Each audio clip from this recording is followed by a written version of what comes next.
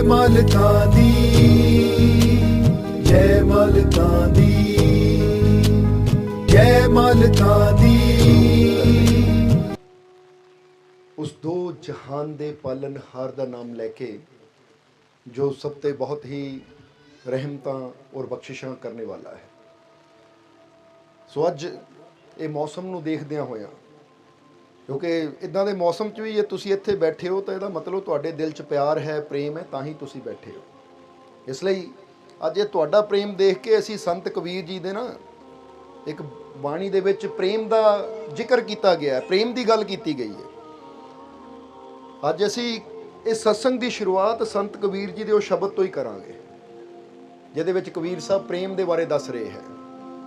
क्योंकि इस शब्द अंदर कबीर साहब दसदे है कि प्रेम नहीं है जिस हृदय में, प्रेम नहीं है जिस हृदय में सब ही बिरथा ज्ञान, प्रेम नहीं है जिस हृदय में सब ही बिरथा ज्ञान। प्रेम बिना प्रभु नाही दर्शे, प्रेम बिन पशु समान। प्रेम बिना सब व्यर्थ कर्म है, जीवत मृतक समान। प्रेम हो तो आ मिलते हैं घर बैठे भगवान। और उन आखिरी लाइन च कबीर साहब की कहते हैं कि कबीर गुरु से मिलकर ध्यायो घट घट हरि पहचान। हुण ये 5 लाइनां दा कबीर साहब दा शब्द है, पर देखो प्रेम की महिमा कबीर साहब ने किदां गाई है कि इंसान दे जीवन च सब तो ज्यादा जिहड़ी चीज़ की अहमियत है ना वो की है? जवाब दे दिओ, प्रेम। और वो प्रेम जदों अपने परमात्मा के प्रति होवे, उस प्रभु के प्रति होवे, तो फिर इंसान के जीवन च बदलाव भी जरूर आते हैं, फिर इंसान दियां मुश्किलों के हल भी जरूर होंदे हैं। इसलिए अज असीं भी थोड़ा जिहा ये समझना है, क्योंकि इत्थे कबीर साहब ने कहा कि प्रेम नहीं है जिस हृदय में सब ही बिरथा ज्ञान। कई बार देखा है कि इंसान होर सब कुछ जानने की कोशिश करता है, समझण की कोशिश करता है, पढ़न की कोशिश करता है, करन की कोशिश करता है, पर जिहड़ी चीज़ सानू परमात्मा तक लैके जाती है कदी उत्ते इंसान गौर नहीं करता। समझदे हो अपने? हुण समझ लो, कोई पूजा ते जोर दिंदा, कोई पाठ ते जोर दिंदा है, कोई हवन ते जोर दिंदा, कोई यज्ञ ते जोर दिंदा, कोई जप ते जोर दिंदा, कोई तप ते जोर दिंदा, कोई नमाज ते जोर दिंदा है, कोई किसी चीज़ ते जोर दिंदा है, पर परमात्मा तक लैके किहड़ी चीज़ आती है? वो है इंसान के अंदर दा कह दिओ, क्योंकि जिन प्रेम कियो। इसलिए असी सब तो पहला ये अपने अंदर चेक करना है। जिद्दां समझ लो कि एक माली है, जे एक किसान है, वो किसान होर हर चीज़ करता है, पर सब तो पहला बीज की फिक्र करता है कि जमीन च बीज गया कि नहीं। क्योंकि जे जमीन च बीज ही नहीं गया तो फिर चाहे वो राखी करे, चाहे खाद पावे, चाहे पानी देवे, चाहे खेत नूं बाड़ देवे, वो सब कुछ कीता व्यर्थ हो जाता कि नहीं। क्योंकि पानी देवांगे, खाद पावांगे, ਉਹਨੂੰ खेत ਨੂੰ ਬਾੜ ਦੇ ਕੇ ਉੱਤੇ ਰਾਖੀ ਵੀ ਬੈਠ ਜਾਵਾਂਗੇ ਤਾਂ ਇੰਨਾ ਕਰਨ ਦੇ ਨਾਲ ਫਸਲ ਨਹੀਂ ਮਿਲਣੀ। ਫਸਲ ਮਿਲਣ ਵਾਸਤੇ ਸਭ ਤੋਂ ਪਹਿਲੀ ਸ਼ਰਤ ਹੈ ਕਿ ਉਹ ਖੇਤ ਦੀ ਜ਼ਮੀਨ ਅੰਦਰ ਬੀਜ ਦਾ ਬੋਣਾ ਜ਼ਰੂਰੀ ਹੈ। ਇਸੇ ਤਰ੍ਹਾਂ ਬਾਕੀ ਸਾਰੇ ਕਰਮਕਾਂਡ ਬਾਅਦ ਦੀ ਗੱਲ ਹੈ, ਪਰ ਸਭ ਤੋਂ ਪਹਿਲਾਂ ਸਾਡੇ ਅੰਦਰ ਕੀ ਹੋਣਾ ਚਾਹੀਦਾ? ਆਪਣੇ ਪ੍ਰਮਾਤਮਾ ਪ੍ਰਭੂ ਦੇ ਪ੍ਰਤੀ ਪ੍ਰੇਮ। ਔਰ ਇੱਕ ਗੱਲ ਹੋਰ कि जदों प्रभु के प्रति, उस ईश्वर, उस परमात्मा भगवान के प्रति साडे अंदर प्रेम पैदा होंदा है, तो फिर याद रखो जिथे प्रभु का प्रेम आंदा है उत्थे किसी के प्रति नफरत रह ही नहीं जाती। जिद्दां सानू स्वामी राम तीरथ उन्होंने जीवन का एक बड़ा प्यारा किस्सा याद आ रहा है कि स्वामी राम तीरथ एक दिन गंगा के किनारे एक पेड़ के थले ध्यान कर रहे सी, मैडिटेशन कर रहे सी। तो की देखिया कि उत्थे एक पंडित जी है जिन्होंने नाम सी बद्रीनाथ शास्त्री, जिन्हों की उम्र 80 साल। हुण राम तीरथ जी, क्योंकि स्वामी राम तीरथ का नाम सुनिया कि नहीं तुसीं? जिद्दां विवेकानंद जी होए ना, इसी तरह स्वामी राम भी होए। जरा समझना सारिਆਂ ने। हुण कहंदे बैठे होए सी तो उन्होंने की देखिया, जो अख खोली तो की देखिया कि सामने एक बुजुर्ग है जो कि एक इंसान नूं बड़ी बुरी तरह झिड़क रहा है, बुरी तरह झिड़क रहा है। क्योंकि आप गंगा दे विच खड़ा है, यानी गोडे गोडे गंगा के पानी च खड़ा है, तो इंसान बाहर खड़ा उन्होंने बड़ी बुरी तरह झिड़क रहा है। तो स्वामी राम तीरथ उठ के जो कोल गए कि ये बुजुर्ग इन्ना क्रोधित क्यों है, आखिर होया की है जिहड़ा इस इंसान नूं इन्नी बुरी तरह एक गुस्से नाल बोल रहा है कि इस उम्र च तां क्योंकि देखण नूं लगदा कि इहदी उम्र 75 ਜਾਂ 80 साल के करीब है इस बुजुर्ग की, कि इस उम्र 'ਚ ਤਾਂ ਬੰਦੇ अंदर शांति होनी चाहिए है, एक सुकून होना चाहिए, खुशी होनी चाहिए है, पर इन्ना क्रोधित। कहते स्वामी राम उठ के गए और जदों कोल गए तो की देखिया, बुजुर्ग गुस्से 'ਚ उसनूं की बोल रहा सी कि ओए नीच जाति दे इंसान, तेरी हिम्मत किद्दां हो गई, तैनूं पता नहीं मैं गंगा 'ਚ नहा रहा हां, ਉਹ ਪਹਿਲਾਂ ਮੈਨੂੰ ਨਹਾ ਕੇ ਬਾਹਰ ਆ ਲੈਂਦੇ, ਫਿਰ ਉਸ ਤੋਂ ਬਾਅਦ ਆਈ, ਮੇਰੇ ਇਸ਼ਨਾਨ ਕਰਦੇ ਤੂੰ ਕਿੱਦਾਂ ਅੰਦਰ ਆ ਰਿਹਾ ਹੈ, ਕਿਉਂਕਿ ਤੇਰੀ ਜਾਤ ਨੀਵੀਂ ਤਾਂ ਮੈਂ ਉੱਚੀ ਜਾਤੀ ਦਾ। ਕਿਉਂਕਿ ਉਹ ਸਮਾਂ ਸੀ ਜਦੋਂ ਊਚ ਨੀਚ ਜਾਤ ਪਾਤ ਦੇ ਬੜੇ ਭੇਦਭਾਵ ਹੁੰਦੇ ਸੀ। ਜਦੋਂ ਇੰਨੀ ਗੱਲ ਸੁਣੀ ਤਾਂ स्वामी राम बड़े हैरान होए और ਕੋਲ ਗਏ, ਕਿਉਂਕਿ ਉਹਨਾਂ ਦਾ ਭੇਸ਼ ਸਾਧੂਆਂ ਵਾਲਾ ਸੀ, ਭਗਵੇਂ ਕੱਪੜਾ, ਉਹਨਾਂ ਨੇ ਸਿਰ ਤੇ ਵੀ ਪਗੜੀਏ ਬੰਨ੍ਹਦੇ ਹੁੰਦੇ ਸੀ, ਉਹ ਭਗਵਾ ਕੱਪੜਾ ਲਪੇਟ ਲੈਂਦੇ ਸੀ। ਤਾਂ ਤਨ ਤੇ ਵੀ ਜਿੱਦਾਂ ਤੁਸੀਂ स्वामी विवेकानंद जी ਦੀ ਤਸਵੀਰ ਦੇਖੀ ਹੈ, ਬਸ ਇਸੇ ਤਰ੍ਹਾਂ ਅੱਜ ਕੱਲ੍ਹ ਤਾਂ ਬੜਾ ਆਸਾਨ ਹੈ ਕਿ ਗੂਗਲ ਤੇ ਜਾ ਕੇ स्वामी राम तीर्थ ਲਿਖੋ ਤਾਂ ਉਹਨਾਂ ਦੀ ਤਸਵੀਰ ਆ ਜਾਏਗੀ, ਪਤਾ ਲੱਗ ਜਾਏਗਾ ਕਿਹਦੀ ਗੱਲ ਕਰ ਰਹੇ ਹਾਂ ਅਸੀਂ। ਹੁਣ ਕਹਿੰਦੇ स्वामी राम ਗਏ ਔਰ ਬਜ਼ੁਰਗ ਨੂੰ ਕਹਿਣ ਲੱਗੇ, ਬਜ਼ੁਰਗੋ ਇਹ ਕੀ ਹੋ ਰਿਹਾ ਹੈ, ਉਹ ਤੁਸੀਂ ਪਵਿੱਤਰ ਗੰਗਾ ਦੇ ਵਿੱਚ ਖੜ ਕੇ ਇੰਨਾ ਕ੍ਰੋਧਿਤ ਕਿਉਂ ਹੋ ਰਹੇ ਹੋ। ਤਾਂ ਉਸ ਵੇਲੇ ਉਸਨੇ ਕਿਹਾ, ਜੀ ਦੇਖੋ ਇਹ ਨੀਚ ਇਨਸਾਨ, ਕਿਉਂਕਿ ਉਹਨੂੰ ਪਤਾ ਲੱਗ ਗਿਆ ਵੀ ਕੋਈ ਸਾਧੂ ਹੈ, कोई संत है, कोई क्योंकि पहरावे तो पता लग गया। वो कहता महाराज देखो मैं पिछले 80 साल तो इशनान करदा हां और ये पापी ये नीची जात वाला ये आके नहान लगा मेरे नाल, मैनू पवित्र करना है ना। स्वामी राम बड़े हैरान होए, कहते तुसी गंगा च नहा क्यों रहे हो। वो कहते पवित्रता दे वास्ते, ताकि गंगा मैनू शुद्ध करे। तो स्वामी राम तीर्थ कहते तुहाडा नाम की है। उन्होंने कहा जी मेरा नाम बद्रीनाथ है।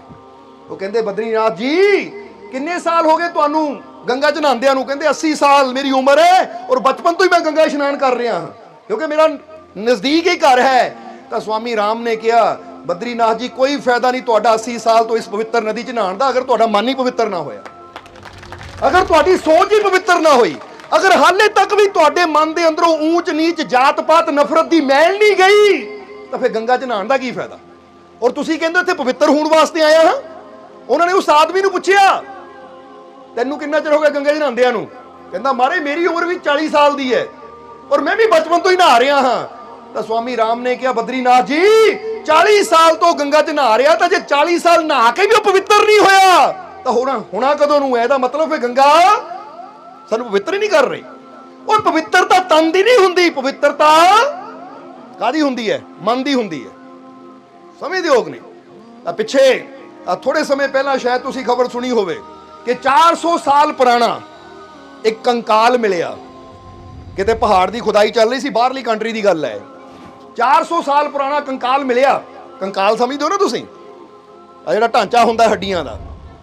हुण कहंदे जदों मिलिया तो उत्ते साइंस ने रिसर्च कीती, ये किहदा है, औरत दा है, मर्द दा है, क्योंकि हड्डियां तो पता लग जाता है कि औरत का ढांचा है, मर्द का ढांचा है, बच्चे का है, बुजुर्ग का है, वो तो पता लग जाता इसकी उम्र कितनी सी। देखो साइंस हर चीज़ नूं मशीनां दे जरिए पता लग जाता, हड्डी तो इहदा DNA की है, इसकी उम्र की है। जरा हुण गौर करना, उम्र का पता लग गया कि इसका ढांचा की सी, ये आदमी सी और इसकी इन्नी उम्र सी और इहदे मरण का कारण आ सी। पर एक चीज़ नहीं पता लगी, बड़ी कोशिश की उन्होंने। वो किहड़ी चीज़, ਇਹਦਾ नाम की सी, ਇਹਦੀ जात की सी, ਇਹਦਾ धर्म की सी, वो पता लगाया जा सकता है। हड्डियां तो यह तो पता लग सकता औरत का ढांचा है, मर्द का है, बच्चे का है, बुढ़े का है, पर ਇਹਦਾ नाम की है, ਇਹਦੀ जात की है, ਇਹਦਾ धर्म की है, हिंदू सी, सिख सी, मुस्लिम सी, ईसाई सी, ये पता लग सकता है। क्यों नहीं लग सकता। जे उम्र का पता लग सकता है, औरत है या मर्द है ਉਹਦਾ पता लग सकता है। समझते हो कि नहीं।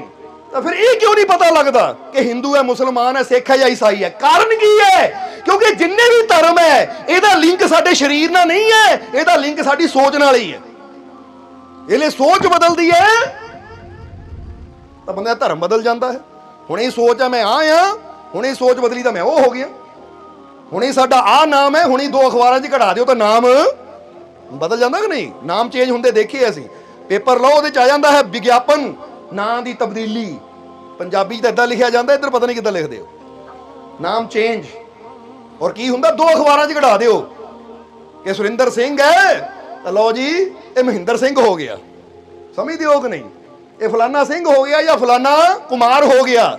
ਉਹ ਨਾਮ ਚੇਂਜ, ਉਹ ਕੀ ਹੈ? ਸਭ ਕੁਝ ਮਨ ਦੇ ਅੰਦਰ ਹੈ। ਉਹਦਾ ਸਾਡੇ ਸਰੀਰ ਨਾਲ, ਸਾਡੇ ਖੂਨ ਨਾਲ, ਸਾਡੀਆਂ ਹੱਡੀਆਂ ਨਾਲ, ਸਾਡੇ ਢਾਂਚਿਆਂ ਨਾਲ ਕੋਈ ਮਤਲਬ ਨਹੀਂ ਹੈ।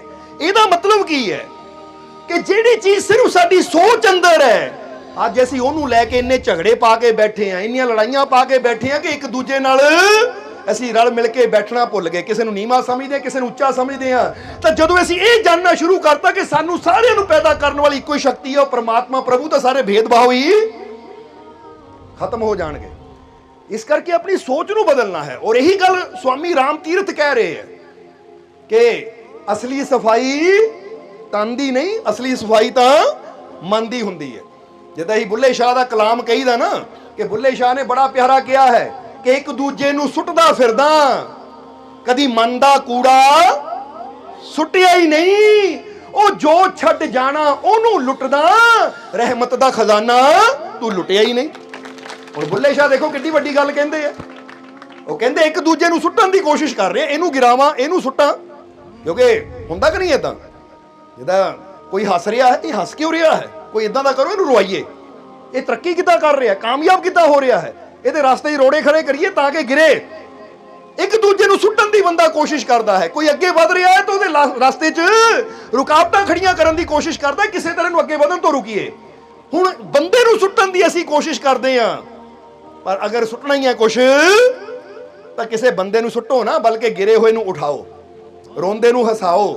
ਕਿਉਂਕਿ ਇੱਕ ਗੱਲ ਹਮੇਸ਼ਾ ਯਾਦ ਰੱਖਣਾ, ਜਦੋਂ ਤੁਸੀਂ ਗਿਰੇ ਨੂੰ ਉਠਾਓਗੇ ਤਾਂ ਪ੍ਰਮਾਤਮਾ ਤੁਹਾਡੀ ਬਾਹ ਫੜ ਕੇ ਉੱਚਾ ਕਰੇਗਾ।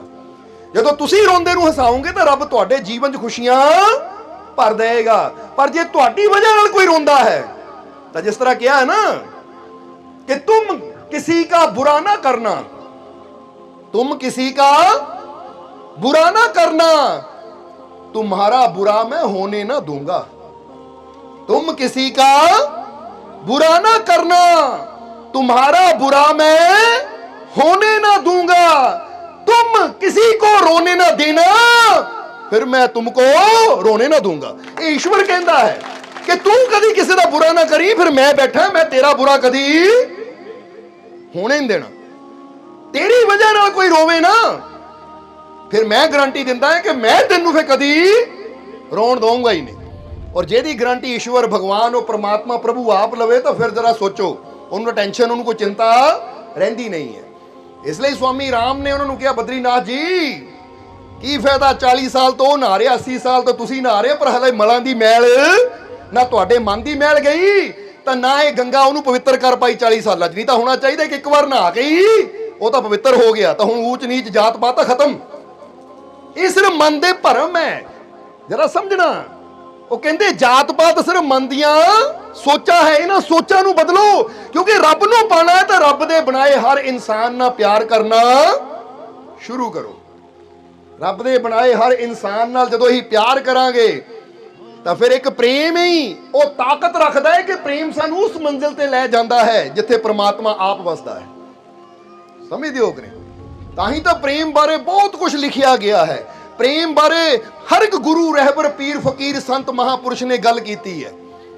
इहदे बारे ते एक जगह यह भी आंदा है कि देखो प्रेम च कितनी ताकत है। वो कहंदे प्रेम च कितनी शक्ति है, कि प्रेम ही सबसे बड़ी ताकत है। कहंदे संसार दी सब तो बड़ी ताकत केड़ी है? कहंदे प्यार। प्रेम ही सबसे बड़ी ताकत है जिसमें शक्ति है भगवान को झुकाने की। कहंदे प्रेम एडी बड़ी ताकत है जे इहदी शक्ति है भगवान नूं भी झुकाण दी। तां की लिखिया है फिर कि प्रेम सबसे बड़ी ताकत है, इसमें शक्ति है भगवान को झुकाने की, वरना गरीब सुदामा में कहां ताकत सी श्री कृष्ण से अपने पैर धुलवाने की। जरा समझना सारे ने, श्री कृष्ण ने सुदामे दे पैर धोते कि नहीं? जदों सुदामा मिलण आए सी, कहते रोटी खा रहे सी, खाना विच ही छड्ड दित्ता। जदों पता लगा कि मेरा गरीब मित्र सुदामा महल के दरवाजे ते खड़ा, दौड़े गए नंगे पैरी। ये तां किहदी ताकत है कि कोई राजे महाराजे, हालांकि द्वारकाधीश सी, राजे सी, ਤਾਂ ਕਿਹੜਾ ਰਾਜਾ ਜਾਂਦਾ ਹੈ ਕਿਸੇ ਫਟੀਚਰ ਨੂੰ, ਗਰੀਬ ਨੂੰ ਮਿਲਣ ਵਾਸਤੇ ਨੰਗੇ ਪੈਰੀ? ਉਹ ਤਾਂ ਸੈਨਿਕਾਂ ਨੂੰ ਭੇਜਦਾ, ਲਿਆਓ ਵੀ ਉਹਨੂੰ ਮੇਰੇ ਕੋਲ। ਪਰ ਸ਼੍ਰੀ ਕ੍ਰਿਸ਼ਨ ਆਪ ਦੌੜੇ ਕਿਉਂ ਗਏ? ਉੱਥੇ ਕੀ ਸੀ? ਕਿ ਸੁਦਾਮੇ ਪੱਲੇ ਕੋਈ ਤਾਕਤ ਸੀ? कि सुदामा कोई जगीरदार सी या सुदामा किसी दा राजा सी? नहीं, सुदामा तन तो गरीब सी, कपड़े भी फटे हुए सी, पैर भी नंगे सी, पर ਉਹਦੇ अंदर प्रेम सी। इसलिए वो प्रेम नहीं ऐसा खिंचिया। ताही कहते प्रेम सबसे बड़ी ताकत है, इसमें शक्ति है भगवान को झुकाने की, वरना गरीब सुदामा में कहां ताकत सी श्री कृष्ण से अपने पैर धुलवाने की। नहीं तो किथे गरीब सुदामे च ताकत सी कि श्री कृष्ण तो अपने पैर धुलवा लैंदा। जे पैर धोते तो किहदे करके? प्रेम करके। इसलिए जिन्हां दे दिलों च प्यार हुंदा है, जिन्हां दिलों च विश्वास हुंदा है, तो फिर भगवान तो आप ही खिंचे आते हैं। इसलिए चेक करो, होर सब कुछ बंदा करता है, पर कभी ये चेक नहीं करता कि मेरे अंदर ये सच्चा प्रेम है या नहीं, मेरे अंदर किसी वास्ते कोई नफरत नहीं, मेरे अंदर किसी वास्ते कोई वैरता नहीं। और इधर जो स्वामी राम ने ये गल बद्रीनाथ जी नूं दसी, तो फिर बद्रीनाथ के जीवन च बदलाव आया। कहते आके स्वामी राम के पैर फड़े उन्होंने, जो पैर फड़े तो पता की किया?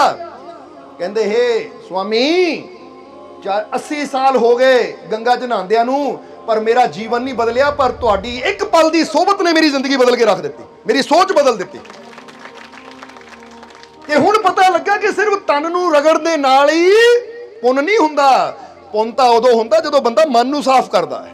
और उही गल बुल्ले शाह दी, एक दूजे नूं सुੱਟਦਾ फिरदा, कदी मन दा कूड़ा, आ जिहड़ा मन दे अंदर कूड़ा है, कूड़ा समझदे हो ना तुसीं, गंदगी, जिहड़ी मन दे अंदर गंदगी हर वेले, नफरत की गंदगी, विषय विकारां की गंदगी, बुराइयां की गंदगी, या किसी के प्रति बुरी भावना, कोई किसी को देख के जैलस करता है, सड़दा है, कोई किसी को देख के दुखी हुंदा है, ये क्यों हस रहा है, वो इदां दी जिहड़ी बुरी गंदगी है, ये चीज़ है सुट्टण वाली, इहनूं सुट्टीए। अगर साफ करनी है तो अपने अंदर दी इस मैल नूं साफ करिए। इसलिए बुल्ले शाह कहंदे एक दूजे नूं सुੱਟਦਾ फिरदा मन दा कूड़ा सुੱਟਿਆ ही नहीं, जो छड्ड जाना ਉਹਨੂੰ लुटदा रहमत दा खजाना लुटिया ही नहीं। कि अज उन्हां चीज़ां नूं इकट्ठियां करी जांदा जिहड़ियां तो इत्थे ही छड्ड जाणियां है। सोच के देखे बंदा, जिहड़ियां चीज़ां बंदा इकट्ठा कर रहा छड्ड के जाना कि नहीं एक दिन।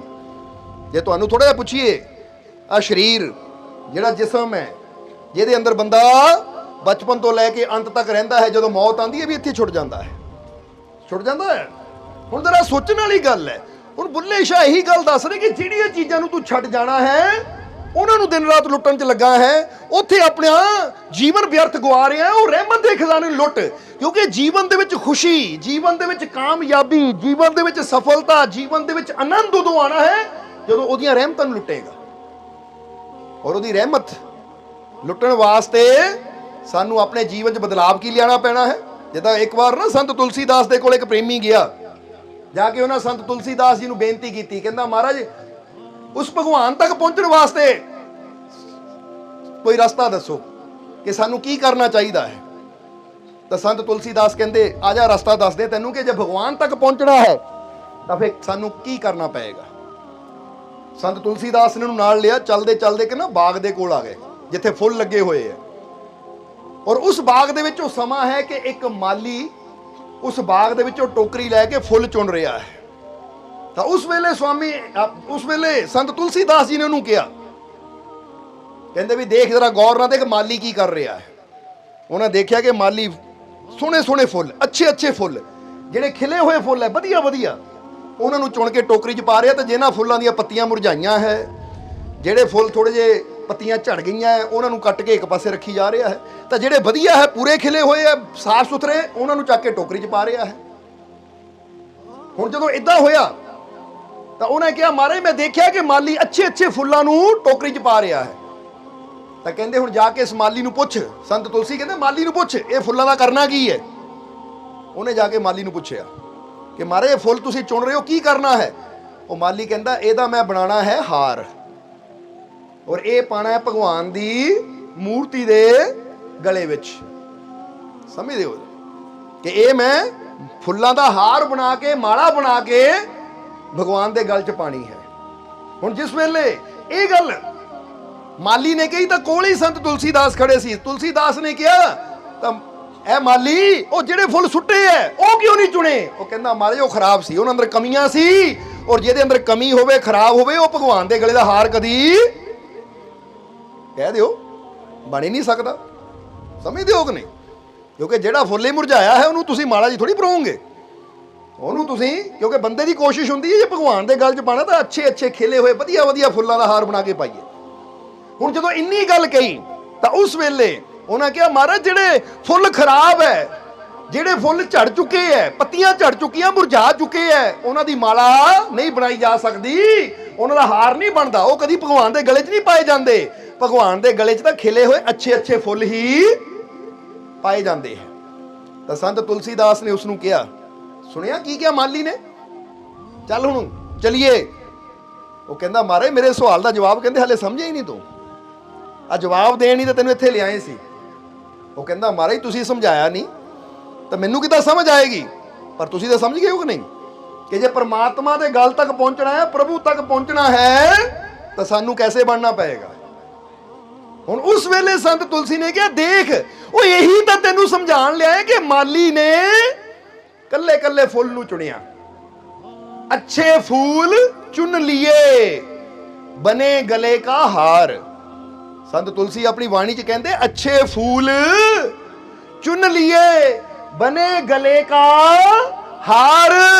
ओ तुलसी अच्छा होए रहो तज दे विषय विकार। ओ संत तुलसीदास कहते जे प्रभु दे गल दा हार बनना है तो तेनू भी अच्छा होना ही पैना है, अच्छा बनना ही पैना, फुल की तरह खिलना ही पैना है।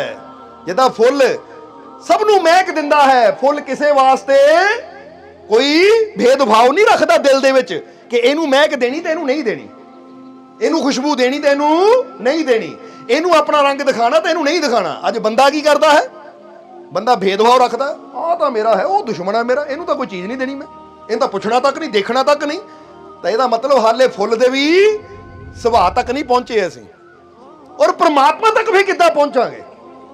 इसलिए समझना पैना। संत तुलसीदास कहते जिद्दां फुल अच्छे अच्छे चुने जाते हैं, साफ सुथरे चुने जाते हैं, जिन्हां अंदर महक हुंदी है वो अच्छे नूं चुनिया जाता, जिहड़े मुरझाए होए हैं जिन्हां दी पत्तियां झड़ियां होईयां वो तो फुल भी भगवान तक नहीं पहुंच सकते। तो बंदिया तू अपने अंदर इन्ने विकार लैके, इन्नियां बुराइयां लैके, नफरत लैके किद्दां भगवान तक पहुंच जाएगा। तक जाण दा रस्ता दसो, तो भगवान तक जाण दा रास्ता यही है कि तुम ही अच्छा बन जा, क्योंकि अच्छे अच्छे चुन लिए। वो भगवान भी अच्छे नूं चुनदा है। हुण तुसीं भी अच्छे नूं चुनदे हो कि नहीं, जरा गौर करो। तुसीं कहना जी असीं नहीं चुनदे, पर यह गल गलत है। तुसीं एक आलू भी लैण जांदे हो ना, गंढे भी, प्याज भी लेना होवे, कोई सब्जी भी लैनी होवे तां तुसीं उत्ते चक के पा लैंदे हो। आ अच्छा है ये पाओ, आ गलिया जिहा लगदा इहनूं एक पासे रखो, आ सेब अच्छा है इहनूं चुन लो, टोकरी च पा लो, आ थोड़ा दागी जिहा लगदा इहनूं एक पासे रख दिओ। अंगूर का गुच्छा लेना होवे तो पहला देखते हैं कि नहीं, या सड़े सड़े इदां चक के लिफाफे च पा लैंदे हैं।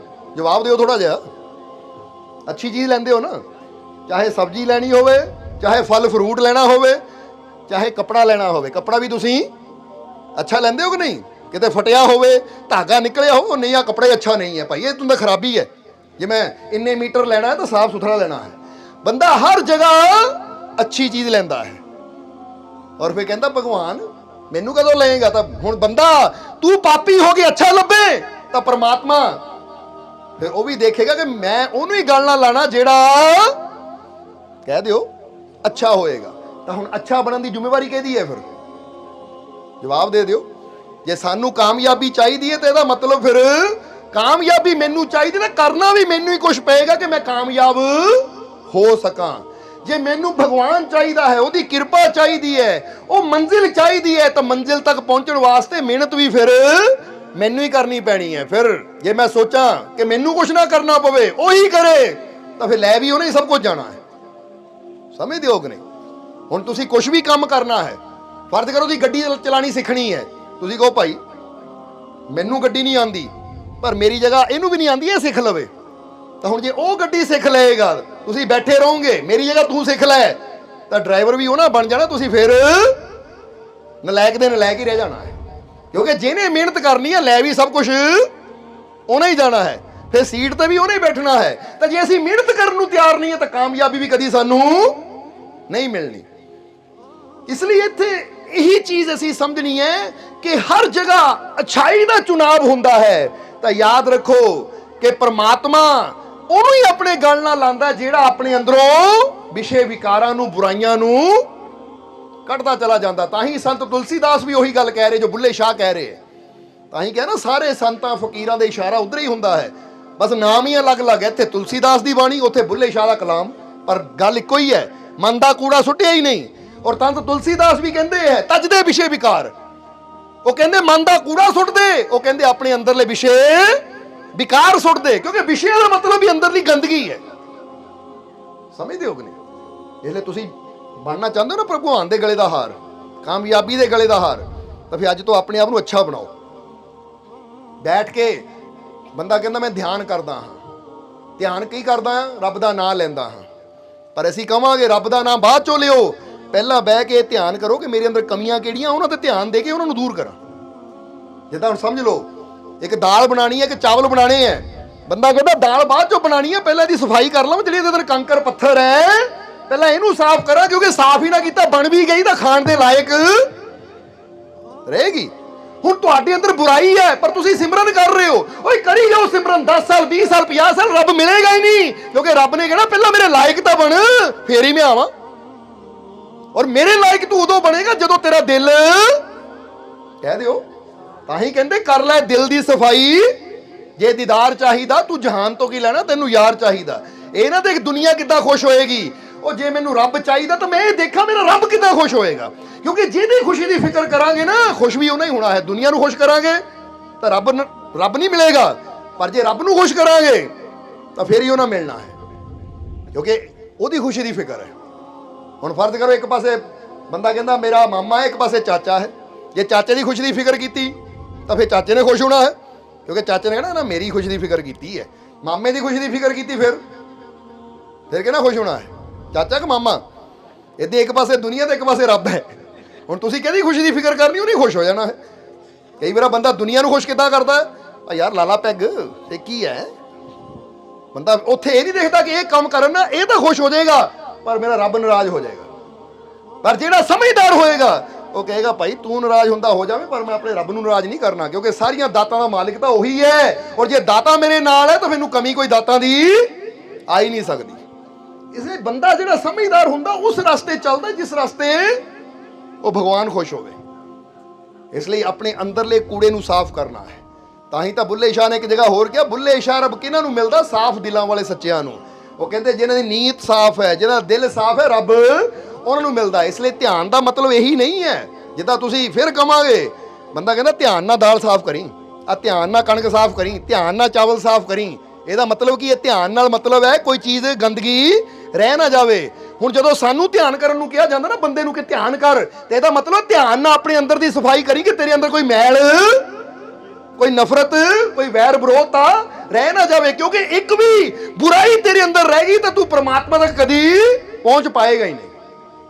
ਹੁਣ ਇੱਥੇ ਗੱਲ ਚੱਲੀ ਹੈ ਤਾਂ ਸਵਾਮੀ ਵਿਵੇਕਾਨੰਦ ਜੀ ਦੀ ਗੱਲ ਯਾਦ ਆ ਗਈ ਸਾਨੂੰ, ਉਹਨਾਂ ਦੇ ਜੀਵਨ ਦੀ ਘਟਨਾ ਕਿ ਸਵਾਮੀ ਵਿਵੇਕਾਨੰਦ ਜੀ ਇੱਕ ਦਿਨ ਆਪਣੇ ਗੁਰੂ ਰਾਮਕ੍ਰਿਸ਼ਨ ਪਰਮਹੰਸ ਜੀ ਦੇ ਕੋਲ ਗਏ ਔਰ ਕਹਿੰਦੇ ਸਤਿਗੁਰੂ ਮੈਂ ਜਦੋਂ ਮੈਡੀਟੇਸ਼ਨ ਕਰਦਾ, ਧਿਆਨ ਤੇ ਬਹਿੰਦਾ ਆ ਤਾਂ ਕਈ ਵਾਰ ਲੱਗਦਾ ਦਰਵਾਜ਼ੇ ਦੇ ਪੂਰਾ ਨੇੜੇ ਆ ਪਰ ਦਰਵਾਜ਼ਾ ਖੁੱਲਦਾ ਨਹੀਂ ਹੈ।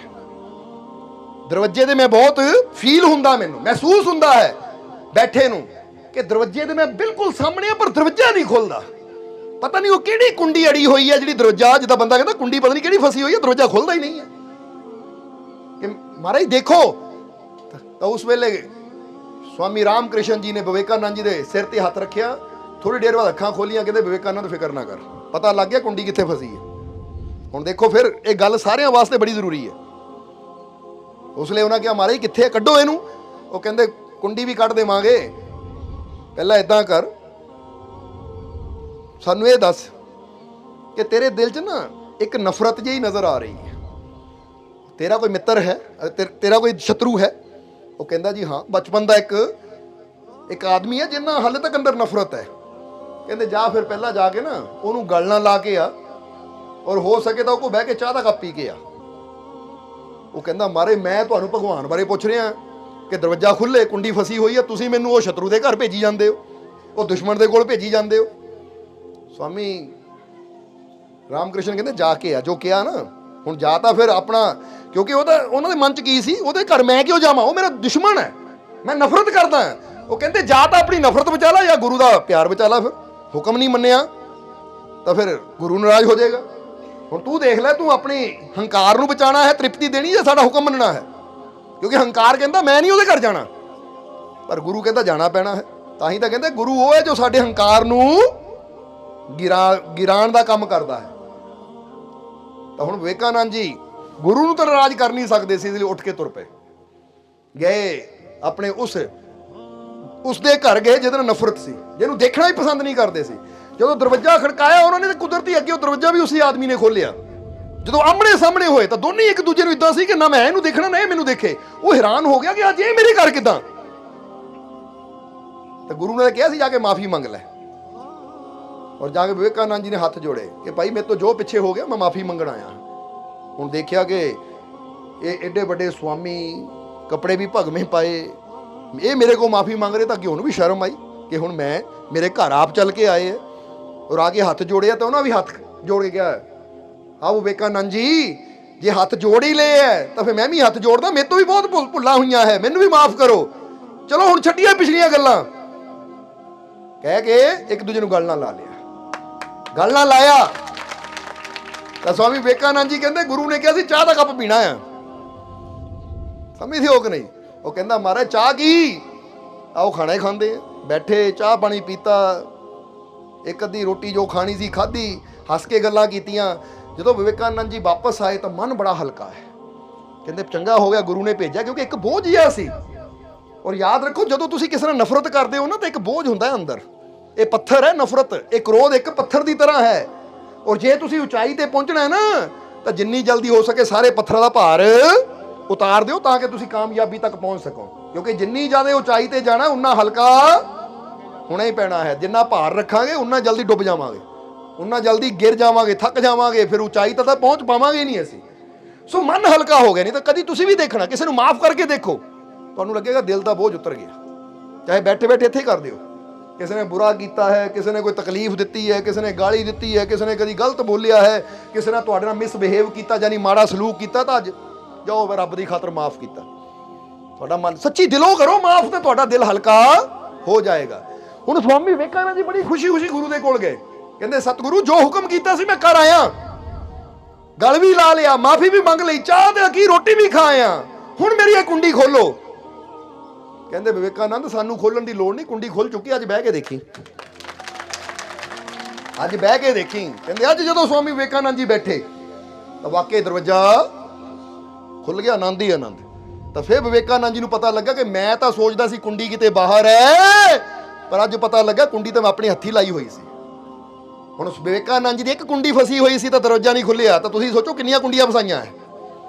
ਆ ਵੀ ਨਫ਼ਰਤ, ਉਹ ਵੀ ਨਫ਼ਰਤ, ਇਹਨਾਂ ਨਫ਼ਰਤ, ਉਹਨਾਂ ਨਫ਼ਰਤ, ਆਹ ਪਸੰਦ ਨਹੀਂ, ਉਹ ਪਸੰਦ ਨਹੀਂ। ਉਹ ਇੱਥੇ ਇੰਨੀਆਂ ਕੁੰਡੀਆਂ ਫਸਾ ਕੇ ਬੈਠੇ ਆ ਤਾਂ ਰੱਬ ਦੀਆਂ ਰਹਿਮਤ ਦਾ ਦਰਵਾਜ਼ਾ। ਸੋ ਸਿਮਰਨ ਬਾਅਦ ਚੋਂ ਕਰੀਏ, ਪਹਿਲਾਂ ਇਹਨਾਂ ਕੁੰਡੀਆਂ ਨੂੰ ਖੋਲੀਏ। ਸਮਝਦੇ ਹੋ ਕਿ ਨਹੀਂ? ਇਸ ਲਈ ਧਿਆਨ ਦਾ ਮਤਲਬ ਪਹਿਲਾਂ ਇਹ ਧਿਆਨ ਦੇ ਕਿ ਮੇਰੇ ਅੰਦਰ ਬਹਿ ਕੇ ਸੋਚਾਂ ਕਿ ਮੇਰੇ ਅੰਦਰ ਕਿਸੇ ਚੀਜ਼ ਵਾਸਤੇ ਨਫ਼ਰਤ ਤਾਂ ਨਹੀਂ, ਬੰਦਾ ਇਦਾਂ ਦੀ ਆਵਾਜ਼ ਤਾਂ ਨਹੀਂ ਆਉਂਦੀ, ਮੈਂ ਇਹਨੂੰ ਪਸੰਦ ਨਹੀਂ ਕਰਦਾ। ਸੋਚ ਕੇ ਦੇਖੋ, ਇਹਦਾ ਬੰਦਾ ਕਹਿੰਦਾ ਆਹ ਪਸੰਦ ਹੈ ਪਰ ਆਹ ਚੀਜ਼ ਮੈਨੂੰ ਬਿਲਕੁਲ ਪਸੰਦ, ਇਹਨੂੰ ਮੈਂ ਦੇਖਣਾ ਹੀ ਪਸੰਦ ਨਹੀਂ ਕਰਦਾ, ਇਹਦਾ ਮਤਲਬ ਇਹ ਨਫ਼ਰਤ ਹੈ, ਇਹ ਕੁੰਡੀ ਹੈ। ਔਰ ਜਦ ਤੱਕ ਇਹ ਕੁੰਡੀ ਨਹੀਂ ਖੁੱਲਣੀ ਨਾ, ਇਹਨੂੰ ਪਸੰਦ ਕਰਨਾ ਨਹੀਂ ਸ਼ੁਰੂ ਕਰੇਗਾ, ਉਦੋਂ ਤੱਕ ਗੱਲ ਨਹੀਂ ਬਣਨੀ। ਕਿਉਂਕਿ ਜੇ ਰੱਬ ਤੱਕ ਪਹੁੰਚਣਾ ਹੈ ਤੇ ਇੱਕ ਗੱਲ ਦਾ ਜਵਾਬ ਦੇ ਦਿਓ, ਤੁਸੀਂ ਆਪ ਸੋਚ ਕੇ ਦੇਣਾ ਕਿ ਰੱਬ ਕਿਸੇ ਨਾਲ ਨਫ਼ਰਤ ਕਰਦਾ ਹੈ? ਕੋਈ ਇੱਕ ਇਨਸਾਨ, ਕੀੜਾ ਮਕੌੜਾ, ਇੱਥੇ ਤੱਕ ਕਿ ਤੁਸੀਂ ਗੰਦਗੀ ਦਾ ਕੀੜਾ ਵੀ ਕੱਢ ਕੇ ਰੱਖ ਦਿਓ ਨਾ, ਪੁੱਛੋ ਰੱਬਾ, ਰੱਬ ਕਹੇਗਾ ਇਹ ਵੀ ਮੇਰਾ ਪੈਦਾ ਕੀਤਾ, ਇਹਨੂੰ ਵੀ ਮੈਂ ਪਿਆਰ ਕਰਦਾ, ਕਿਉਂਕਿ ਇਹਨੂੰ ਵੀ ਜ਼ਿੰਦਗੀ, ਕਿਉਂਕਿ ਜਿੱਥੇ ਜੀਵਨ ਹੈ ਉੱਥੇ ਪਰਮਾਤਮਾ ਹੈ। ਸਮਝਦੇ ਹੋ ਕਿ ਨਹੀਂ? ਉਹ ਜੇ ਉਹ ਗੰਦਗੀ ਦੇ ਕੀੜੇ ਨਾਲ ਹਰ ਤਰ੍ਹਾਂ ਦੇ ਇਨਸਾਨ ਨਾਲ ਪਿਆਰ ਕਰਦਾ ਹੈ ਤਾਂ ਫਿਰ ਅਸੀਂ ਕੌਣ ਹੁੰਦੇ ਨਫ਼ਰਤ ਕਰਨ ਵਾਲੇ? ਕੀ ਅਸੀਂ ਉਹ ਤੋਂ ਉੱਪਰ ਹੋਏ? ਸਮਝਦੇ ਹੋ ਕਿ ਨਹੀਂ? ਕਿ ਜੇ ਸਾਡਾ ਭਗਵਾਨ, ਸਾਡਾ ਪਰਮਾਤਮਾ, ਸਾਡਾ ਪਿਤਾ, ਜੇ ਉਹ ਸਭ ਨਾਲ ਪਿਆਰ ਕਰਦਾ ਹੈ ਤਾਂ ਫਿਰ ਸਾਨੂੰ ਵੀ ਚਾਹੀਦਾ ਕਿ ਮੈਂ ਵੀ ਆਪਣੇ ਮਾਲਿਕ ਦੇ, ਆਪਣੇ ਪਰਮਾਤਮਾ ਪ੍ਰਭੂ ਦੇ ਬਣਾਏ ਹਰ ਇਨਸਾਨ ਨਾਲ ਪਿਆਰ ਕਰਾਂ। ਇੱਥੇ ਹਜ਼ਰਤ ਇਬਰਾਹੀਮ ਦੇ ਜੀਵਨ ਦਾ ਵੀ ਕਿੱਸਾ ਯਾਦ ਆ ਗਿਆ, ਕਿਉਂਕਿ ਪਿਆਰ ਦੀ ਗੱਲ ਚੱਲ ਰਹੀ ਹੈ। ਤਾਂ ਅੱਜ ਪੂਰੀ ਤਰ੍ਹਾਂ ਤੁਹਾਡੇ ਨਾ ਕੁੰਡੀਆਂ ਖੋਲ ਕੇ ਜਾਣਾ ਹੈ ਅਸੀਂ। ਸਮਝਦੇ ਹੋ ਕਿ ਨਹੀਂ?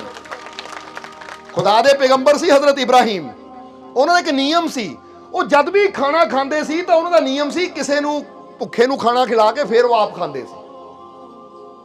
ਇੱਕ ਨਿਯਮ ਸੀ ਉਹਨਾਂ ਦਾ। ਔਰ ਅਗਰ ਇਹ ਨਿਯਮ ਇਨਸਾਨ ਬਣਾਵੇ ਤਾਂ ਇਹ ਵੀ ਰੱਬ ਦੇ ਪਿਆਰਿਆਂ ਦਾ ਗੁਣ ਹੁੰਦਾ ਹੈ ਕਿ ਇਹ ਨਾ ਹੋਵੇ ਕਿ ਤੂੰ ਤਾਂ ਪੇਟ ਭਰ ਕੇ ਖਾ ਰਿਹਾ ਤਾਂ ਤੇਰੇ ਲਾਗੇ ਬੈਠਾ ਆਦਮੀ ਭੁੱਖਾ ਹੈ। ਤਾਂ ਜੇ ਤੂੰ ਉਹਦਾ ਹੀ ਪੇਟ ਭਰ ਦੇਵੇਂ ਤਾਂ ਰੱਬ ਜ਼ਿਆਦਾ ਖੁਸ਼ ਹੋਏਗਾ, ਕਿਉਂਕਿ ਨੇਕੀ ਕਰਨਾ ਹੀ ਰੱਬ ਦੇ ਪਿਆਰਿਆਂ ਦਾ ਕਰਮ ਹੁੰਦਾ ਹੈ। ਇਹਲੇ ਇਬਰਾਹੀਮ ਦਾ ਇਹ ਨਿਯਮ ਸੀ।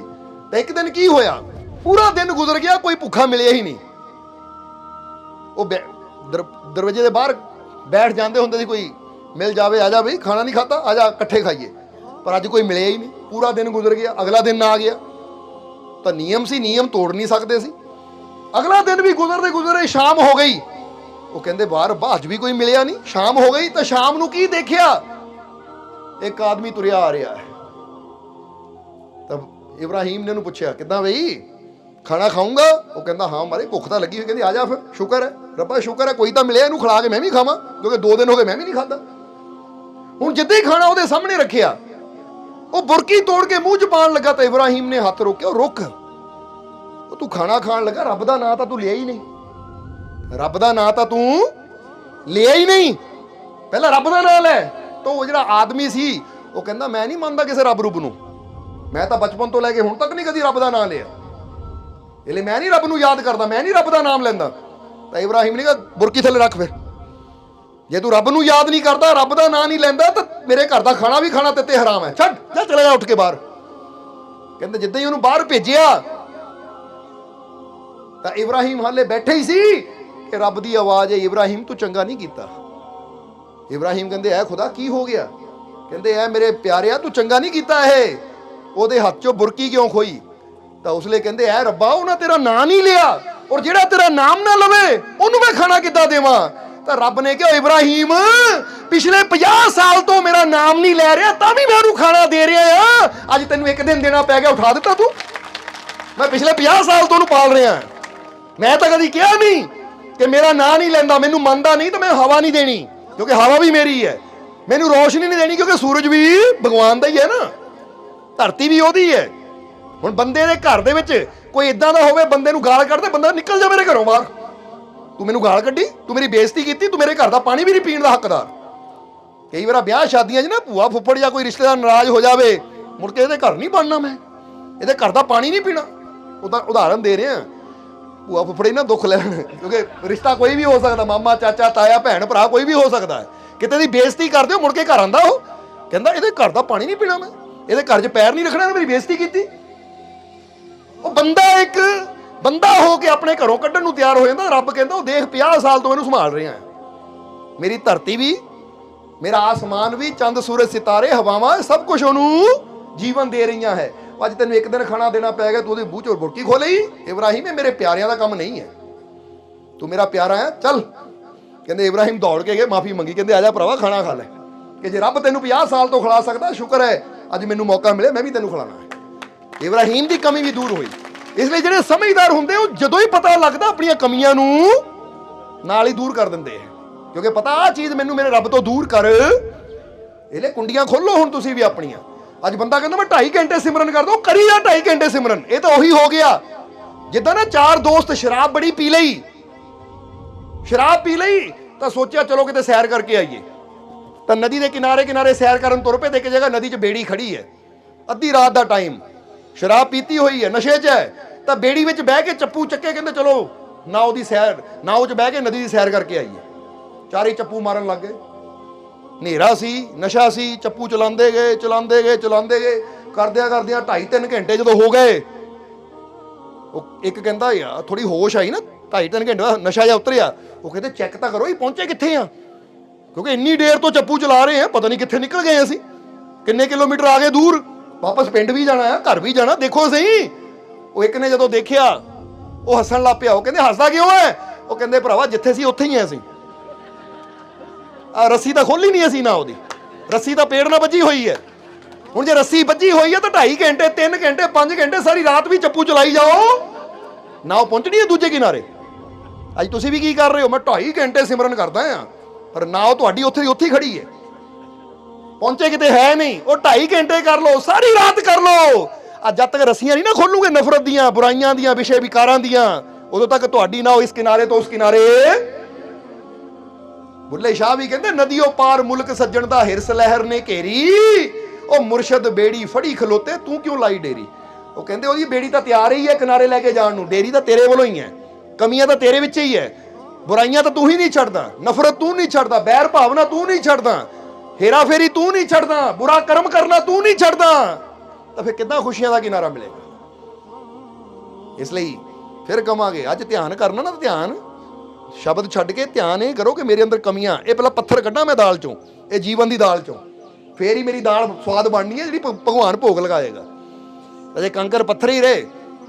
ਫਿਰ ਕਵਾਂਗੇ ਇੱਕ ਗੱਲ ਦਾ ਜਵਾਬ ਦੇ ਦਿਓ, ਤੁਸੀਂ ਰੋਟੀ ਖਾ ਰਹੇ ਹੋ, ਬੁਰਕੀ ਤੋੜੀ, ਭੁੱਖ ਬੜੀ ਲੱਗੀ ਹੈ, ਪਹਿਲੀ ਬੁਰਕੀ ਤੋੜੀ, ਜਿੱਦਾਂ ਹੀ ਮੂੰਹ 'ਚ ਪਾਈ ਨਾਲ ਹੀ ਕੰਕਰ ਆ ਗਿਆ, ਟੱਕ, ਉਹ ਦੰਦ ਨਾ ਟੁੱਟ ਗਿਆ, ਪਰ ਦੇਖਿਆ ਪੱਥਰ, ਸਵਾਦ ਆਏਗਾ ਬੁਰਕੀ ਦਾ, ਕਿਉਂਕਿ ਵਿੱਚ ਕਰੇਤ ਚਲੀ ਗਈ ਮੂੰਹ 'ਚ। ਤੁਸੀਂ ਉਹ ਰੋਟੀ ਸੁੱਟ ਕੇ ਦੁਬਾਰਾ ਫਿਰ ਬੁਰਕੀ ਤੋੜ ਕੇ ਫਿਰ ਪਾਉਂਦੇ ਹੋ, ਫਿਰ ਮੂੰਹ 'ਚ ਪਾਉਂਦੇ ਹੋ, ਫਿਰ ਰੇਤ ਆ ਜਾਂਦੀ ਹੈ, ਫਿਰ ਪੱਥਰ ਆ ਜਾਂਦਾ ਹੈ। ਤੁਸੀਂ ਕਹਿੰਦੇ ਇੰਨੀ ਭੁੱਖ ਹੈ, ਸਾਰਾ ਸਵਾਦ ਹੀ ਖਰਾਬ ਹੋ ਗਿਆ।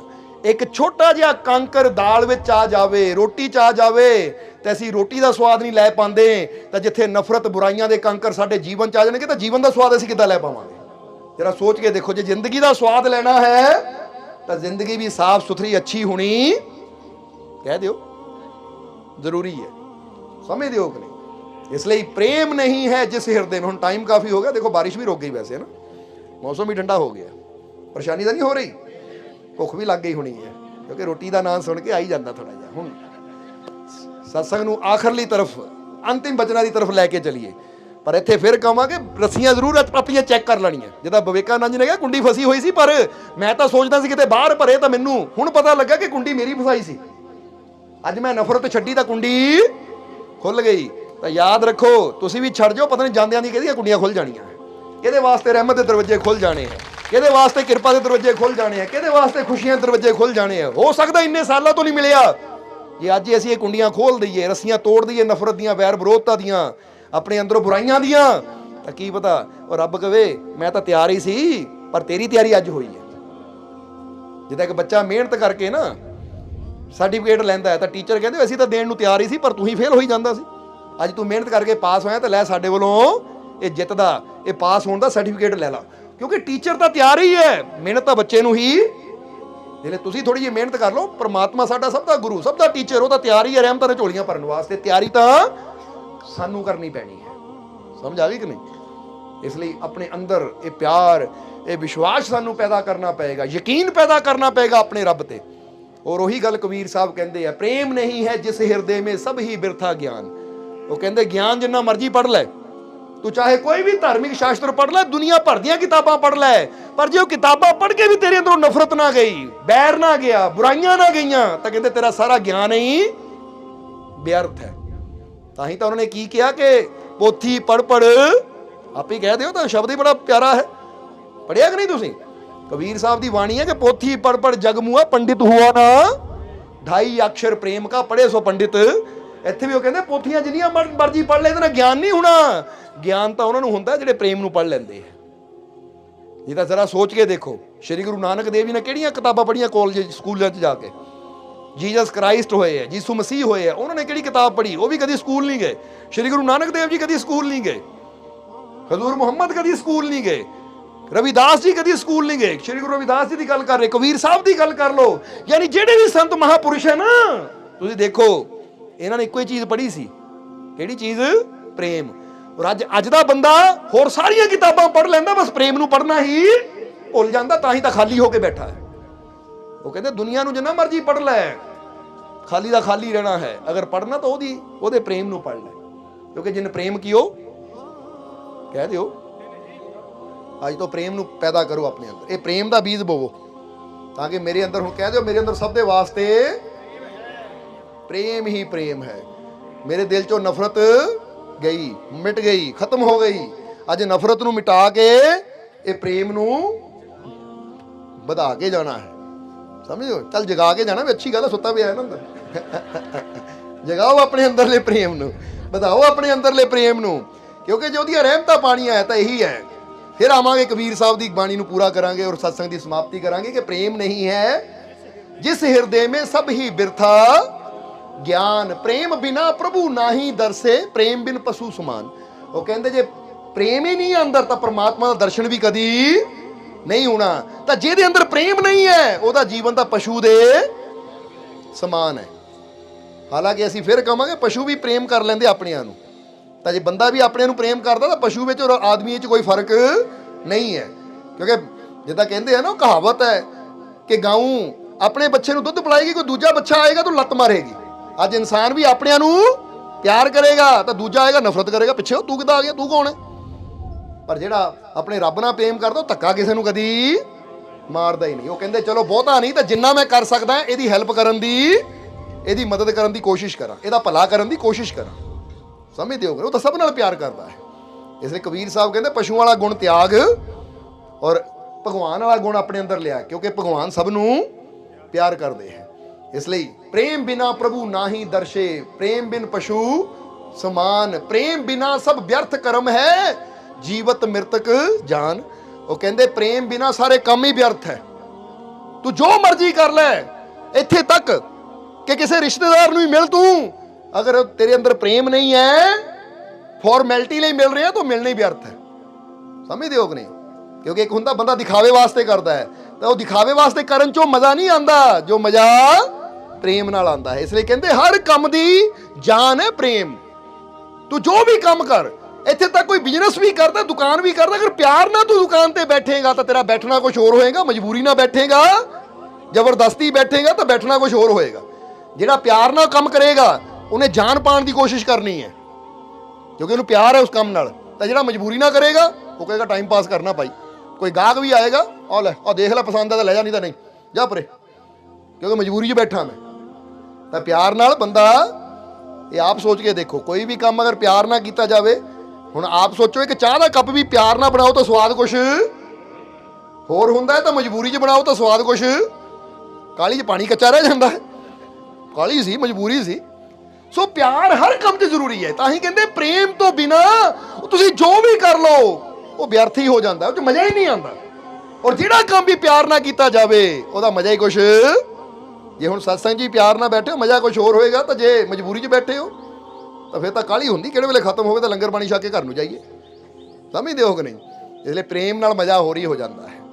ਇਸ ਲਈ ਪ੍ਰੇਮ ਬਿਨਾ ਸਭ ਵਿਅਰਥ ਕਰਮ ਹੈ, ਜੀਵਤ ਮ੍ਰਿਤਕ ਸਮਾਨ। ਕਹਿੰਦੇ ਪ੍ਰੇਮ ਤੋਂ ਬਿਨਾ ਤਾਂ ਇਦਾਂ ਆ, ਇਹ ਜੀਂਦਾ ਇਨਸਾਨ ਮੁਰਦੇ ਦੀ ਤਰ੍ਹਾਂ ਹੈ ਕਿ ਸਰੀਰ ਤਾਂ ਚੱਲ ਫਿਰ ਰਿਹਾ ਪਰ ਅੰਦਰ ਜਾਨ ਹੈ ਹੀ ਨਹੀਂ, ਇਦਾਂ ਦਾ ਜੀਵਨ ਹੈ।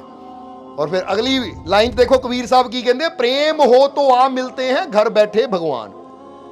ਕਿ ਜਿਨ੍ਹਾਂ ਦਿਲਾਂ 'ਚ ਪ੍ਰੇਮ ਹੈ ਫਿਰ ਉਹਨਾਂ ਨੂੰ ਰੱਬ ਨੂੰ ਲੱਭਣ ਦੀ ਲੋੜ ਨਹੀਂ ਪੈਂਦੀ, ਰੱਬ ਆਪ ਹੀ ਆਪਣੇ ਪਿਆਰੇ ਨੂੰ ਲੱਭਦਾ।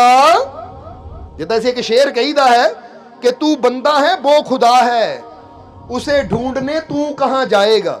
ਜੇ ਬੰਦਾ ਸੋਚੇ ਨਾ ਰੱਬ ਨੂੰ ਲੱਭ ਲਵਾਂ ਤਾਂ ਕਿੱਥੇ ਲੱਭੋਗੇ ਤੁਸੀਂ, ਕਿਉਂਕਿ ਬੰਦੇ ਦੀ ਇੱਕ ਸੀਮਾ ਹੈ ਤਾਂ ਰੱਬ ਦੀ ਕੋਈ ਸੀਮਾ ਨਹੀਂ ਹੈ। ਸਮਝਦੇ ਹੋ ਕਿ ਨਹੀਂ? ਹੁਣ ਫਰਜ਼ ਕਰੋ ਰੱਬ ਲੁਕ ਜਾਵੇ ਆਸਮਾਨ ਤੇ, ਤਾਂ ਤੁਸੀਂ ਤਾਂ ਉੱਥੇ ਤੱਕ ਪਹੁੰਚ ਹੀ ਨਹੀਂ ਸਕਦੇ, ਕਿੱਦਾਂ ਪਹੁੰਚੋਗੇ? ਤਾਂ ਹੀ ਕਹਿੰਦੇ ਕਿ ਤੂੰ ਬੰਦਾ ਹੈ वो खुदा है, उसे ढूंढने तू कहाँ जाएगा। ओ दिल में प्रेम का दीपक जला, खुदा खुद तुझे ढूंढता चला आएगा। कि अपने दिल दे विच तू प्रेम दा दीवा जगा ले, जिथे प्रेम दी रोशनी हुंदी है रब आपे ही उत्थे, कि इत्थे आ घर च प्रेम दा दीवा जग रहा, इत्थे मैं जाना ही जाना है। समझदे हो कि नहीं? और मैन दी कहानी शायद तुसीं सुनी होवे, टाइम तो हो गया पर याद आ गया प्रेम की गल तो, कि हनुमान ने जो लंका नूं साड़िया ना, सुनी है कि नहीं कहानी है? जो लंका नूं साड़िया, पूछ नूं अग लाई सी, तो हनुमान ने अपनी पूछ नाल ही सोने की लंका साड़ दी। सोने का घर बनिया होवे तो अग लगनी औखी हुंदी है, पर कहते सोने की लंका सड़ रही है तो हनुमान हवा च ना उड़ के देख रहा है, कोई रह तो नहीं गया, कोई पासा कोई चीज़ जगह बची तो नहीं उन्हें भी साड़ा। तो सब तो बड़ी हैरानी हनुमान नूं कदों हुई, जदों उन्हें देखिया कि सोने की लंका विच कखां दी कुल्ली है वो बची हुई है, उन्होंने अग नहीं लगी। नहीं तो जरा सोचो, कख समझते हो ना, कहते झाड़ फूस दी बनी झोंपड़ी, वो कखां दी कुल्ली, उन्होंने अग नहीं लगी, तो सोना धातु सड़ रही है, धातु यानी मैटल, क्योंकि मैटल ही हुंदा ना, उन्होंने अग लगी हुई है। तो जिन्हों अग लगनी चाहिए घास फूस वो बचे हुए। हनुमान बड़ा हैरान, वो किहड़ी ताकत है जिन्हें इन्हूं बचाया होया है, ये क्यों नहीं सड़ी? ये राज जानने वास्ते जो हनुमान ना उतरिया, तो फिर हनुमान ने की देखिया, क्यों नहीं सड़ी, इन्हूं अग क्यों नहीं लगी? कहते जो हनुमान पूछ कोल नूं करदा है, अग जिदा कहते ना फानूस बन के जिसकी हिफाजत हवा करे, वो शम्मा क्या बुझे जिसे रोशन, जिहदी रक्षा रब आप करे, उन्होंने कोई मार ही नहीं सकता। ਕਹਿੰਦੇ ਅੱਗ ਪਿੱਛੇ ਨੂੰ ਹੋ ਜਾਂਦੀ ਹੈ ਤਾਂ ਹਨੂਮਾਨ ਨੇ ਕਿਹਾ ਕੋਈ ਰਾਜ ਹੈ। ਹੁਣ ਰਾਜ ਜਾਣਨ ਵਾਸਤੇ ਹਨੂਮਾਨ ਨੇ ਜਿੱਦਾਂ ਹੀ ਉਹਦੇ ਦਰਵਾਜ਼ੇ ਕੋਲ ਗਏ ਕਿ ਅੱਗ ਦੀ ਤਰਫ ਕਿਉਂ ਨਹੀਂ ਜਾ ਰਹੀ, ਤਾਂ ਕੀ ਦੇਖਿਆ ਕਿ ਅੰਦਰ ਵਿਭੀਸ਼ਣ ਅੱਖਾਂ ਬੰਦ ਕਰਕੇ ਰਾਮ ਨਾਮ ਦਾ ਸਿਮਰਨ ਕਰ ਰਿਹਾ ਹੈ। ਜੈ ਮਾਤਾ ਦੀ। ਉਹ ਬੰਦਗੀ ਕਰ ਰਿਹਾ ਹੈ। ਜਦੋਂ ਦੇਖਿਆ ਕਿ ਇਸ ਲੰਕਾ ਦੇ ਵਿੱਚ ਰਾਮ ਦਾ ਭਗਤ ਵੀ ਕੋਈ ਹੈ, ਤਾਂ ਉਹ ਕੌਣ ਸੀ? ਵਿਭੀਸ਼ਣ। ਇਸ ਲਈ ਤਾਂ ਹਨੂਮਾਨ ਨੇ ਤਾਂ ਖਬਰ ਦਿੱਤੀ ਸੀ, ਮਹਾਰਾਜ ਉੱਥੇ ਵੀ ਤੁਹਾਡਾ ਭਗਤ ਹੈ, ਉੱਥੇ ਵੀ ਰਾਮ ਦੀ ਬੰਦਗੀ ਕਰਨ ਵਾਲਾ ਕੋਈ ਹੈ, ਭਗਤੀ ਕਰਨ ਵਾਲਾ ਕੋਈ ਹੈ। ਸਮਝਣਾ ਜ਼ਰਾ। ਹੁਣ ਆਪ ਸੋਚ ਕੇ ਦੇਖੋ, ਇੱਥੇ ਸੋਨਾ ਸੜ ਗਿਆ, ਕੱਖਾਂ ਕਾਨੀਆਂ ਨੂੰ ਵੀ ਅੱਗ ਨਹੀਂ ਲੱਗੀ, ਉਹ ਬਚ ਗਏ। ਤੇ ਕਿਹੜੀ ਚੀਜ਼ ਨੇ ਬਚਾਇਆ? ਪਰਮਾਤਮਾ ਦੇ ਨਾਮ ਨੇ। ਇਹਨੂੰ ਕਿਹਾ ਜਾਂਦਾ, ਗੁਰਬਾਣੀ ਵੀ ਕਹਿੰਦੀ ਹੈ ਕਿ ਤੱਤੀ ਵਾਓ ਨਾ ਲੱਗ ਹੀ ਪਾਰ ਬ੍ਰਹਮ ਸ਼ਰਨਾਈ, ਚੌਗਿਰਦ ਹਮਾਰੇ ਰਾਮ ਕਰ ਦੁੱਖ ਲੱਗੇ ਨਾ ਪਾਈ। ਕਿ ਉਹਨਾਂ ਨੂੰ ਕਦੀ ਤੱਤੀ ਹਵਾ ਲੱਗ ਨਹੀਂ ਸਕਦੀ ਜਿਹੜੇ ਆਪਣੇ ਪ੍ਰਭੂ ਦੀ ਸ਼ਰਨ ਚ ਆ ਜਾਂਦੇ ਆ, ਉਸ ਭਗਵਾਨ, ਉਸ ਮਾਲਿਕ ਪਰਮਾਤਮਾ ਪ੍ਰਭੂ ਤੇ ਵਿਸ਼ਵਾਸ ਰੱਖਦੇ ਆ। ਉਹਨਾਂ ਦੇ ਲਾਗੇ ਤੱਤੀ ਹਵਾ ਕਦੀ, ਕਿਉਂਕਿ ਉਹਨਾਂ ਨੂੰ ਹੁੰਦਾ ਕਿ ਚੌਗਿਰਦ ਹਮਾਰੇ ਰਾਮ ਕਾਰ, ਸਾਡੇ ਆਲੇ ਦੁਆਲੇ ਤਾਂ ਰਾਮ ਦੀ ਕਾਰ ਹੈ। ਕਾਰ ਦਾ ਮਤਲਬ ਲਕਸ਼ਮਣ ਰੇਖਾ, ਜਿੱਦਾਂ ਖਿੱਚੀ ਸੀ ਨਾ ਲਕਸ਼ਮਣ ਨੇ ਕਿ ਇਹ ਤੋਂ ਬਾਹਰ ਨਹੀਂ ਜਾਣਾ, ਤਾਂ ਕੋਈ ਬੁਰੀ ਚੀਜ਼ ਅੰਦਰ ਆ ਹੀ ਨਹੀਂ ਸਕਦੀ। ਉਹ ਕਹਿੰਦੇ ਤੂੰ ਵੀ ਇਹੀ ਸੋਚ ਕਿ ਮੇਰੇ ਆਲੇ ਦੁਆਲੇ ਮੇਰੇ ਪ੍ਰਭੂ ਦੀ ਰੇਖਾ ਹੈ ਔਰ ਕੋਈ ਬੁਰੀ ਚੀਜ਼ ਦੇ ਅੰਦਰ ਆ ਹੀ ਨਹੀਂ ਸਕਦੀ। ਇਹ ਵਿਸ਼ਵਾਸ ਦੀ ਰੇਖਾ ਖਿੱਚ ਲੈ ਤਾਂ ਤੇਰਾ ਬਾਲ ਵੀ ਵਿੰਗਾ ਹੋਏਗਾ ਨਹੀਂ। ਇਦਾਂ ਫਿਰ ਕਵਾਂਗੇ। ਅੱਜ ਬੰਦਾ ਕਹਿੰਦਾ ਸੋਨਾ ਬਚਾ ਲਓ, ਜਦੋਂ ਸੜਨਾ ਤਾਂ ਸੋਨਾ ਸੜ ਜਾਣਾ ਹੈ, ਚਾਂਦੀ ਸੜ ਜਾਣੀ ਹੈ, ਪਰ ਜਦ ਵੀ ਬਚਾਣਾ ਹੈ ਉਹਦੇ ਨਾਮ ਨੇ ਬਚਾਣਾ ਹੈ, ਉਹ ਪ੍ਰਭੂ ਨੇ ਬਚਾਣਾ ਹੈ, ਉਹਦੇ ਵਿਸ਼ਵਾਸ ਨੇ ਬਚਾਣਾ ਹੈ। ਫਿਰ ਪਤਾ ਲੱਗਦਾ ਹੈ ਕਿ ਪ੍ਰਮਾਤਮਾ ਦੇ ਨਾਮ ਦੀ ਤਾਕਤ ਕੀ ਹੈ। ਇਸ ਲਈ ਇਤਿਹਾਸ ਦੀਆਂ ਇਹ ਘਟਨਾਵਾਂ ਸਾਨੂੰ ਇਹ ਦੱਸਦੀਆਂ, ਜੇ ਆਪਣਾ ਬਚਾਅ ਕਰਨਾ, ਆਪਣੇ ਘਰ ਦਾ ਬਚਾਅ ਕਰਨਾ ਹੈ, ਤਾਂ ਫਿਰ ਇਹ ਨਾ ਸੋਚ ਕੇ ਆ ਤਿਜੋਰੀ 'ਚ ਇੰਨਾ ਸੋਨਾ ਇਕੱਠਾ ਕਰ ਲਵਾਂ, ਕਿਉਂਕਿ ਸੋਨਾ ਜਿੰਨਾ ਮਰਜ਼ੀ ਇਕੱਠਾ ਕਰਨਾ, ਜੇ ਅੱਗ ਲੱਗੀ ਤਾਂ ਸੜਨਾ ਹੀ ਹੈ। ਕਿਉਂਕਿ ਬਚਾਣਾ ਸੋਨੇ ਦੀ ਨਹੀਂ ਹੈ। ਜੇ ਸੋਨਾ ਪੈਸਾ ਹੀ ਬਚਾਉਂਦਾ ਤਾਂ ਫਿਰ ਰਾਵਣ ਦੀ ਲੰਕਾ ਕਦੀ ਸੜਨੀ ਨਹੀਂ ਸੀ। ਵਿਭੀਸ਼ਣ ਦੀ ਕੱਖਾਂ ਦੀ ਕੁੱਲੀ ਬਚ ਗਈ ਕਿਉਂਕਿ ਉਹਦੀ ਰੱਖਿਆ ਕਰ ਰਿਹਾ ਸੀ ਉਹ ਭਗਵਾਨ। ਇਸ ਲਈ ਤੁਸੀਂ ਵੀ ਅਗਰ ਚਾਹੁੰਦੇ ਹੋ ਤਾਂ ਫਿਰ ਇਹ ਨਾ ਸੋਚੋ ਮੈਨੂੰ ਸੋਨੇ ਨੇ ਬਚਾ ਲੈਣਾ ਹੈ, ਮੈਨੂੰ ਪੈਸੇ ਨੇ ਬਚਾ ਲੈਣਾ ਹੈ। ਸਮਝਦੇ ਹੋ ਕਿ ਨਹੀਂ? ਠੀਕ ਹੈ, ਪੈਸਾ ਸਾਡੀਆਂ ਜ਼ਰੂਰਤਾਂ ਪੂਰੀਆਂ ਕਰ ਦੇਗਾ, ਸਾਨੂੰ ਖਾਣ ਨੂੰ ਅੱਛਾ ਮਿਲ ਜਾਏਗਾ, ਪਾਣ ਨੂੰ ਅੱਛਾ ਮਿਲ ਜਾਏਗਾ, ਪਰ ਜਦੋਂ ਬਚਾਉਣ ਦੀ ਗੱਲ ਆਣੀ ਹੈ ਤਾਂ ਬਚਾਉਣਾ ਤਾਂ ਉਹਦੇ ਨਾਮ ਨਹੀਂ ਹੈ, ਬਚਾਉਣਾ ਤਾਂ ਉਹਦੀ ਰਹਿਮਤ ਨਹੀਂ ਹੈ।